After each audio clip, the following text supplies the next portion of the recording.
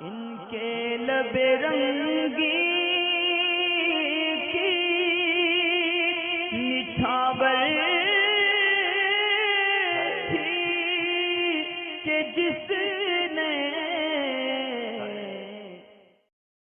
السلام علیکم امام صاحب، میرا نماز کے حوالے سے ایک سوال ہے۔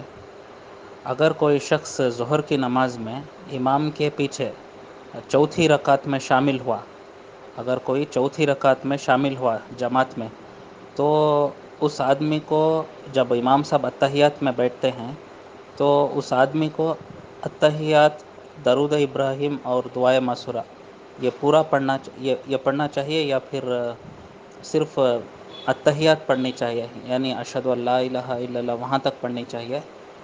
پلیز اس کا جواب عنایت فرمائیں۔ جی بہت بہت شکریہ۔ جی خدا حافظ۔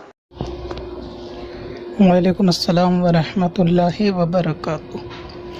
میں امام صاحب نہیں ہوں، اور آپ کا جواب یہ ہے کہ صرف اتحیات پڑھنی ہوگی، اور جب تک امام صاحب آگے کی چیزیں پڑھیں گے تو اس میں کلمہ شریف کو بار بار وہ ریپیٹ کرتا رہیں، دہراتے رہیں، پھر جب امام صاحب سلام پھیرے تو وہ کھڑے ہو کر باقی کی نماز کو مکمل کریں۔ یہ ہر اس مقتدی کے لیے ہے جس کے لیے قاعدہ اولا ہو لیکن امام کا یہ قاعدہ آخرہ ہو، تو ایسے صورت میں وہ درود اور دعا وغیرہ نہیں پڑھے گا۔